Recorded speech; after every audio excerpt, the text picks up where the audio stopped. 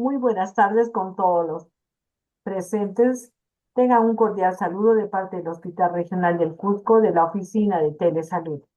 En esta oportunidad tendremos la, la ponencia de una TeleIEC a cargo del doctor Enrique Arana García, infectólogo de nuestra institución, con el tema mononucleosis infecciosa.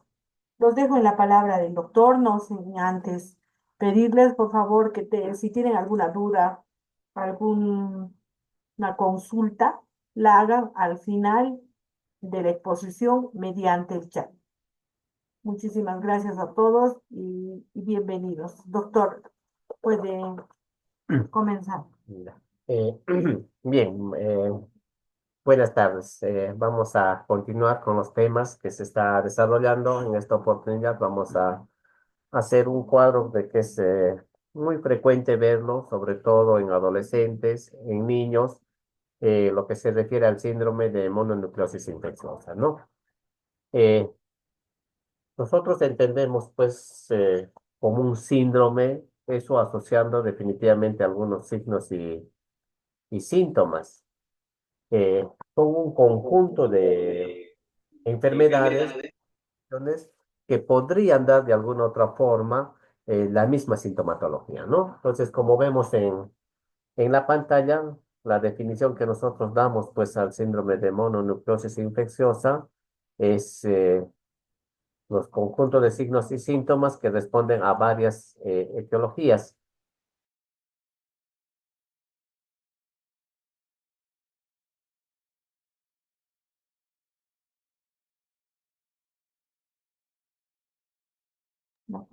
Ah, ya. Bien. Las características que nosotros decíamos, pues es fiebre. Generalmente de inicio reciente, estamos hablando menos de una semana, la orinofagia, es decir, la dificultad para poder deglutir algunos alimentos, las adenopatías que generalmente aparecen a nivel de cuello, los tres primeros pues relacionados a un cuadro clínico, es decir, que yo lo puedo ver durante la consulta, y la linfocitosis atípica que de alguna otra forma estaría sumando al diagnóstico, eso pues un resultado de laboratorio, ¿no? Si yo tengo esas tres características clínicas y el de laboratorio, estaría hablando ya del síndrome de mononucleosis infecciosa, por consiguiente pues tendría que sospechar de algún probable agente, que es lo que vemos, ¿no? Entonces, no solo va a ser esas características, en algunos casos nosotros podemos ver lo que son las hepatitis. Hay muchas veces que el paciente se pone amarillento, podemos decir así, con ictericias. Podemos ver esplenomegalias, que es lo comúnmente eh, visto en ecografías. Muy rara vez podemos encontrar alteraciones a nivel de piel, que son las exantemas, que puede simular algún cuadro, no sé, lo que conocemos como varicelas, rubiolas o cualquier otro cuadro, pues que podría similar a eso, ¿no? Entonces, cuando nosotros tenemos, sobre todo jóvenes con estos cuadros, deberíamos sospechar de un probable agente infeccioso, que en este caso, pues serían eh, el Epstein-Barr, que es el principal, el toxoplasma, citomegalovirus, el mismo VIH, el primo infección que podría dar esa sintomatología, ¿no? De ahí la importancia de conocer o reconocer los síntomas de un síndrome de mononucleosis infecciosa, ya que este me va a permitir a que yo pueda eh, buscar o solicitar los exámenes para cierto tipo de enfermedades infecciosas. Si bien es cierto que el principal es el Epstein-Barr, pero también podría haber otros. Entre ellos tenemos pues las hepatitis B, que Cusco pues es una zona endémica de hepatitis B, varicela, que generalmente dan a los niños, pero cuando da pues en edades ya de adolescentes o de jóvenes ya empieza a manifestar otras sintomatologías mucho más complicadas que el del niño, ¿no? Otras muy raras, fiebre tifoidea, salmonela, muchos nos hemos infectado, pero por el cuadro clínico que estamos viendo, pues la orinofagia, lo que son las adenopatías, pues no vamos a sospechar de salmonelas, pero deberíamos, ¿no? Brucela, que está muy relacionado al consumo de quesos, de leches sin pasteurizar, mismo malaria, entre otros, que podrían simular este cuadro de síndrome de mononucleosis infecciosa. Como en cualquier otro cuadro, no todo es infección, también tenemos que descartar aquellos que podrían tener la misma sintomatología. En este caso estamos hablando de medicamentos, aquellos sobre todo los anticonvulsivantes, ¿no? Genitoína, carbamazepina, que podría también ocasionar fiebre, podría ocasionar odinofagias, podría ocasionar linfadenopatías por medicamentos, ¿no? Eh, entonces, estos son los agentes que decíamos, casi un 90% son el virus del Epstein-Barr, y más del 70-80% de los adultos, pues ya tenemos el Epstein-Barr o nos hemos infectado ya del Epstein-Barr.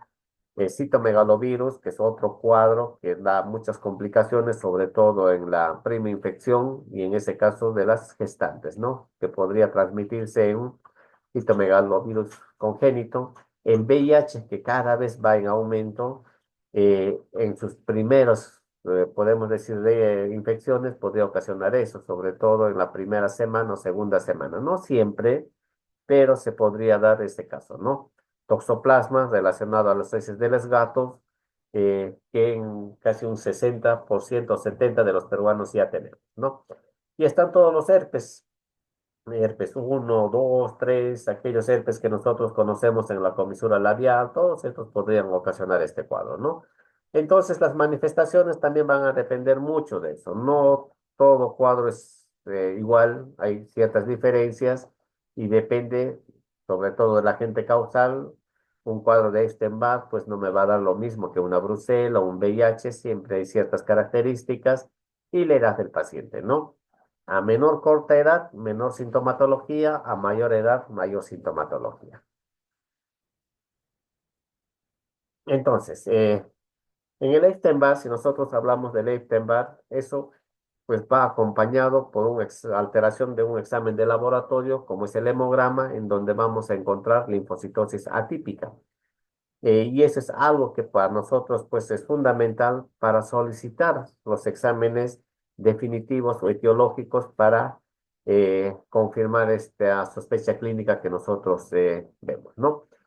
Si nosotros hablamos de Epstein-Barr, pues ¿cómo se transmite? Se transmite por besos y son pues nuestros adolescentes, aquellos que están experimentando ya los besos, pues sobre todo boca a boca y el virus del Epstein-Barr está en la saliva, ¿no? Por consiguiente, se contagian mediante el beso, pero también puede haber por transmisiones por sangre, estamos hablando de accidentes ocupacionales o transfusiones sanguíneas. Las relaciones sexuales están dentro de lo que es la transmisión de mononucleosis infecciosas, sobre todo el Epstein-Barr u otros como el VIH, las hepatitis, ¿no? Entonces ahí tenemos, pues generalmente 15 a 25 años es la edad promedio de los pacientes que se infectan por primera vez del Epstein-Barr y decíamos pues que a menor edad menos sintomatología, pero en Epstein-Barr vemos que casi el 70-80% de los que se han infectado de Epstein-Barr no hacen ninguna sintomatología. Es decir, sí se han infectado, tienen el virus, pero no hacen sintomatología. Eso no implica que no puedan transmitir, sí transmiten el cuadro clínico, ¿no? Entonces, no a todos los que les ha salido positivo, los que tienen Epstein-Barr, podemos nosotros podemos nosotros darle o que pueda ocasionar mononucleosis infecciosa, ¿no? ¿Cómo se le hay que admitirlo? Miguel Axeliotse, ¿no? Eh, entonces, ven, el 70%, inclusive hasta el 90% en algunos grupos etarios es completamente asintomático. Entonces, ahí tenemos el Epstein-Barr. El agente etiológico es el herpes tipo 4. El nombre que se le puso a ese herpes es el Epstein-Barr. 95% de los adultos somos portadores asintomáticos, es decir, que en algún momento nos hemos infectado y que hoy pues somos portadores.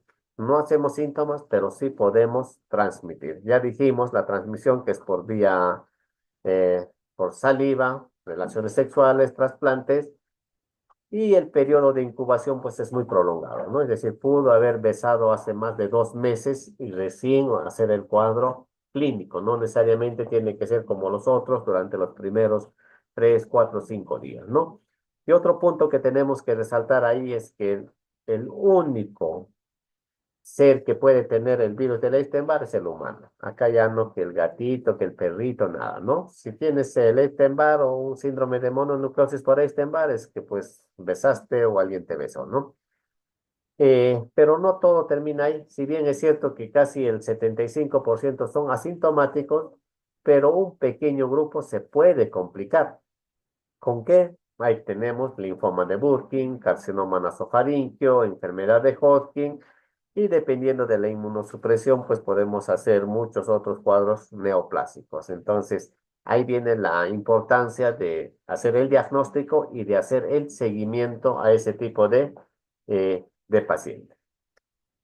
Si me puedo infectar por fomites, es decir, por peines, cucharas, frazadas, no, es casi imposible porque el Epstein-Barr pues no tiene una envoltura como el de hepatitis B que puede sobrevivir en el medio ambiente. Este no, ¿no? Más que todo necesita estar en fluido. En este caso, saliva, o puede estar en fluidos vaginales, o también algún cuadro de semen, sangre, que son pues donde podría estar el virus. Pero en los objetos, no. Ahí tenemos el Epstein-Barr, decíamos que más del 80% pues no hace un cuadro de síntomas, pero de esos 15 a 20% va a depender mucho de su sistema inmune. Cuando uno tiene una respuesta inmunológica, podemos decir muy hiperactiva, va a ser el mononucleosis, es decir, va a tener odinofagia, va a tener fiebre, va a tener adenopatía. Pero hay pacientes que son inmunocomprometidos, podemos decirlo así. Los pacientes con VIH, los pacientes con cáncer, aquellos que toman corticoides, los pacientes que tienen diabetes, ellos sí están expuestos a hacer un cuadro en este caso, de neoplasias, ¿no? Entonces habría que poner mucho cuidado, sobre todo para su seguimiento en ese tipo de pacientes. Entonces, las características, ya hemos dicho. Eh, la faringitis es algo que nos debería llamar la atención. Una faringitis con adenopatía probablemente sea un cuadro de mononucleosis infecciosa, ¿no? ¿Cuánto tiempo va a durar la fiebre? Pues es el prolongado, 2 a 3 semanas, y eso sumado a los otros hallazgos más el examen de laboratorio de linfocitosis atípica, estaríamos pensando en mononucleosis infecciosa, por consiguiente deberíamos solicitar el examen correspondiente. Y no solo eso, como cualquier cuadro viral, vamos a encontrar decaimiento, fiebre, cansancio en ese tipo de pacientes, ¿no? Con o sin tratamiento, que generalmente no hay tratamiento para ese cuadro, pues en 1, 2 o 3 semanas remite espontáneamente.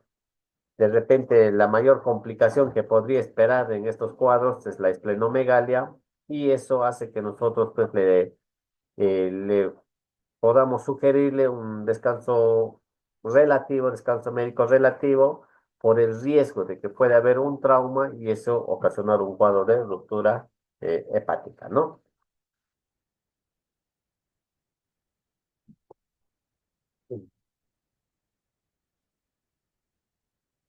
Entonces, como ven, ingresa por la saliva, incuba ahí, igual se elimina por la saliva, ¿no? Esto pasa a lo que es a los ganglios, donde proliferan pues las células B, por eso el aumento de las adenopatías. Y va a depender mucho ya de la reacción del sistema inmune, ¿no? Una inflamación, pues, por ejemplo, que va a ser sistémica, mayormente lo vamos a ver en lo que es el vaso. De ahí la esplenomegalia, la fiebre, el malestar, todo está relacionado a lo que es la inflamación, ¿no? Y en la proliferación, pues, del Epstein-Barr, nosotros vamos a encontrar anticuerpos heterófilos, que es lo que solicitamos para hacer el diagnóstico definitivo del Epstein-Barr, ¿no? Ahí tienen los síntomas que ya hemos estado comentando: faringitis, malestar, cefalea, anorexia. Inespecífico sí, porque este cuadro también te lo puede dar un resfrío común, pero pues con las características de que en Epstein-Barr vamos a encontrar ganglios, ¿no? Ahora, el exantema, es decir, las lesiones cutáneas, se puede encontrar, pero en un muy pequeño porcentaje de pacientes, hablamos de un 5%.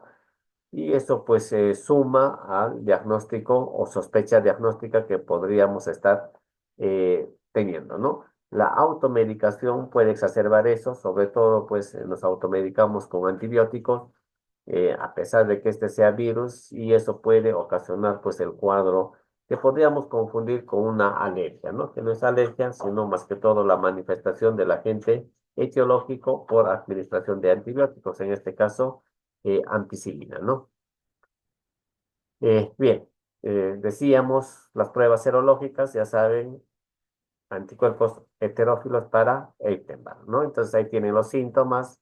Ya hemos dicho una faringitis con o sin exudado, es decir, estamos hablando en este caso de las amígdalas inflamadas, las linfocitosis atípica, los cuerpos heterófilos, y eso pues podría hacernos el diagnóstico definitivo. Hay otros exámenes que sí se podría hacer, el PCR, pero el costo no nos permite hacerlo, sobre todo en los centros del MINSA, ¿no? ¿Se puede hacer de forma particular? Sí. Eh, Eso es los exámenes, los cuales me va a servir para hacer el diagnóstico definitivo, y pues tendríamos que ver lo que son los anticuerpos heterófilos positivos, que me va a hacer una mononucleosis infecciosa.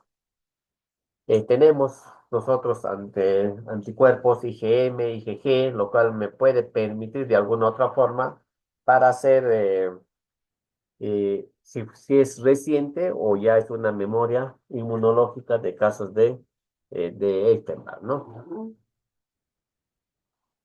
¿Qué hacemos? Lo único que damos es paracetamol para la fiebre y reposo para evitar la complicación, en este caso lo que es la rotura esplénica. No damos corticoides a no ser que haya unas complicaciones severas, que sería la única forma de controlarlos, eh, y evitar pues hacer ejercicios donde haya, sobre todo ejercicios de contacto, ¿no? Fútbol, vóley, porque un balonazo a nivel de abdomen podría ocasionar un cuadro de rotura esplénica. No damos tratamiento con antivirales, menos con antibióticos, porque no es efectivo. El tratamiento básicamente consiste en sintomático, paracetamol, ¿no? Eh, Cuando yo puedo sospechar de la complicación que es la rotura esplénica y tienen el dolor súbito, hipocondrio izquierdo, nosotros que estamos en los centros de salud podemos hacer ciertas maniobras para ver sobre todo el signo de Kett en caso de que el paciente estaría con dolores a la palpación, una masa palpable en hipocondrio izquierdo, y si tenemos laboratorio, pues elevación de las transaminasas, ¿no? Es muy raro encontrar esa complicación, pero deberíamos tenerlo en cuenta para evitar sobre todo casos de complicaciones que puedan terminar hasta en un desenlace fatal. Bueno, otras complicaciones que podemos tener, hay cardíacas, hepáticas, neurológicas, hematológicas, que es parte del proceso de muchas veces de la infección. Muy raro, pero sí, ¿no? Eh, Decíamos que casi el 90% son por el Epstein-Barr, pero hay un 10% que puede ser ocasionado por otro gérmenes, citomegalovirus. Como decíamos, la mayoría nos infectamos a muy temprana edad, toxoplasmosis relacionado a cuadros o alimentos contaminados con heces de gatos, y el VIH, ¿no? El VIH pues cada vez va en aumento. Hoy día hemos iniciado 5 casos nuevos acá en el hospital, y eso pues llama mucho la atención, ¿no? Rubiola, hepatitis viral, otros que pueden dar el cuadro clínico, ¿no? En caso de citomegalovirus, ahí tenemos citomegalovirus, el cuadro clínico sigue siendo muy en específico, eh, muchas veces, casi un 60-70%, pues lo hacemos de manera muy asintomática. Puede haber un cuadro pseudogripal que me infectó de citomegalovirus y pasa, ¿no? El problema de citomegalovirus es la transmisión vertical de madre a hijo, en donde podría dar ciertas complicaciones, microcefalias, alteraciones a nivel oculares, que es lo común que vemos, ¿no? ¿Qué más podemos ver? Raro que se contagie uno de adulto de citomegalovirus por la zona endémica en el que vivimos. Generalmente, pues ocurre en la adolescencia o la juventud. Entonces, recordemos, cuando yo tengo una faringitis con adenopatía o esplenomegalia, ya debería estar sospechando de mononucleosis infecciosa y descartar los probables agentes que lo estamos mencionando, ¿no? Eh, ¿Qué hago para hacer diagnóstico de citomegalovirus? Pues solicitamos exámenes de anticuerpos, IgG, IgM, importante porque si solo sale IgG, eso indica que es una infección pasada, que es una memoria inmunológica, y en caso de que salga IgM, pues es una infección reciente, que no necesariamente va a requerir tratamiento, sino dependiendo del cuadro clínico que esté presentando el paciente, ¿no? Se puede hacer cultivos, sí, se puede hacer PCR, se puede hacer IFI para diagnosticar. Eso de, va a depender en qué o de qué cosas estemos dotados en nuestros centros de salud o en la realidad en el que vivamos. Ahí tienen citomegalovirus. Tenemos más complicaciones en pacientes inmunocomprometidos, sobre todo en pacientes VIH, pacientes con cáncer, con corticoides. Y a pesar de eso, la presentación pues es muy raro, menos del 10%, ¿no? Casi el 90%, igual asintomática. Ellos hacen fiebre, adenopatías, faringitis, es decir, las características que vimos al inicio, ¿no? Eh, Ahora, el VIH es igual, ¿no? Debería llamarnos mucho la atención porque los pacientes que cada vez se infectan son menores de edad, 16, 17, 18 años, y hoy por hoy, pues que por los cambios climáticos a cualquiera nos da un cuadro gripal, pseudogripal, podríamos estar confundiendo y pasar por desapercibido, ¿no? Eh, no siempre se presenta el exantema, es decir, las lesiones en piel, pero pues sí espero que haya un cuadro pseudogripal, adenopatías, en algunos casos puede haber hasta dolores en articulaciones, diarreas, vómitos, muy raro, pero sí se podría esperar. Es decir, como que simulan un cuadro de la fase final de un VIH, ¿no? Diarreas, úlceras, artralgias, todo eso, ¿no? El tiempo no necesariamente es prolongado como el Epstein-Barr. Acá podemos ver una semana o menos, tal vez, todo ese tiempo, ¿no? El problema en este caso es que el periodo de ventana que manejamos para VIH es un promedio de un mes. Bueno, las de tercera generación que lo tenemos todos los centros del MINSA, ¿no? Y eso hace pues que bien difícil que yo haga un diagnóstico de VIH por sintomatología. Voy a tener que de alguna otra forma esperar el mes para hacer el diagnóstico definitivo con las pruebas que nosotros tenemos, ¿no? Entonces, ahora, ¿tenemos otras pruebas? Sí, tenemos una prueba de ELISA de cuarta generación que ya detecta los antígenos P24, que lo utilizamos en casos muy especiales, gestantes sobre todo, y pues cuando la sospecha clínica es alta, podríamos usar, ¿no? Eh, ¿Qué más tenemos? Ahí tienen el VIH, como ven, en fase SIDA, muy poco, 2%, y eso pues hoy por hoy ya ni siquiera debería haber esa fase, ¿no? Toxoplasmosis, otro cuadro que nos trae problemas, no tanto en la población general, sino en las gestantes, ¿no? Y si hablo de gestantes, hablo de la primoinfección.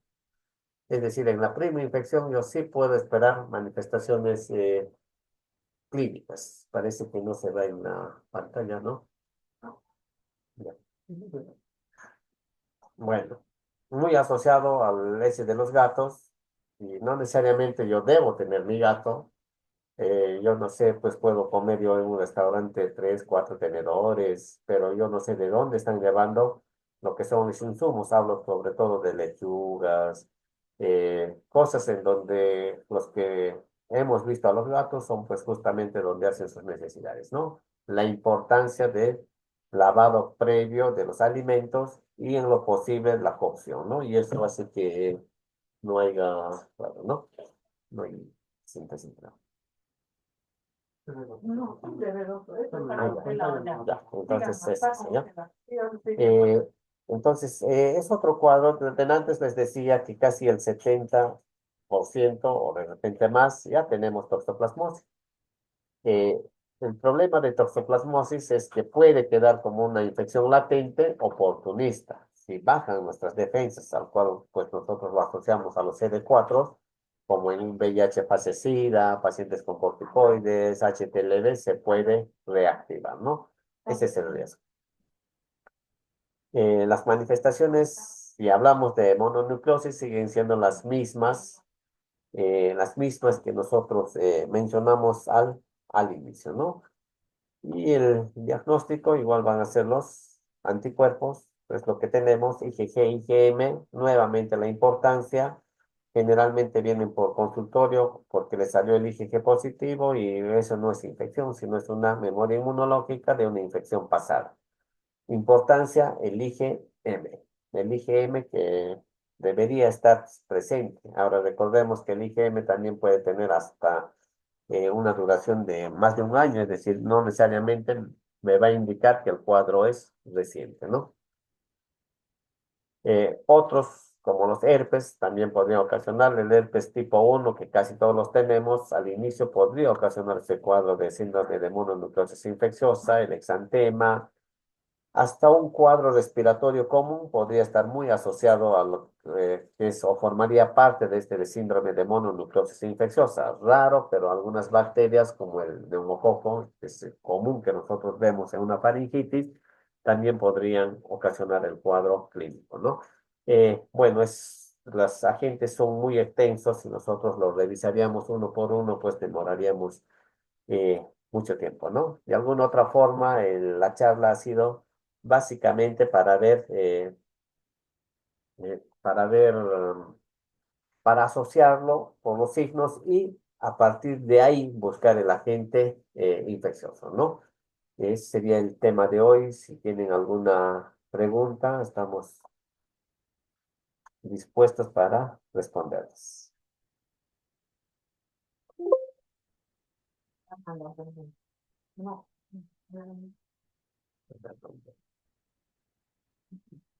Mm. Yo le podría hacer una pregunta en vivo, doctor. Sí. Ah, ¿se puede contagiar el virus del SIDA por el beso? No, miren, hay algunos líquidos que no lo consideramos altamente, podemos decir, en riesgo, ¿no? Saliva, orina, lágrimas, heces, pues no contienen la cantidad de virus como para ocasionar una infección, ¿no? Se podría dar siempre en cuando haya presencia de sangre, una hemoptisis, raro, pero se podría dar, ¿no? Pero un beso común que se da, pues no habría forma de transmitirlo. Casi.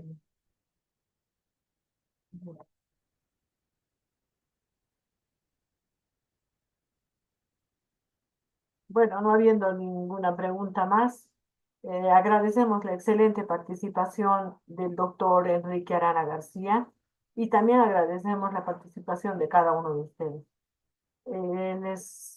Les comunicamos que pueden entrar a la página institucional, al YouTube institucional, para poder reforzar, volviendo a escuchar esta ponencia tan importante del doctor. Mil gracias a todos y les invitamos a participar el día de mañana a otra telecapacitación o teleyo. Gracias, buenas tardes. Gracias, doctor. Buenas tardes.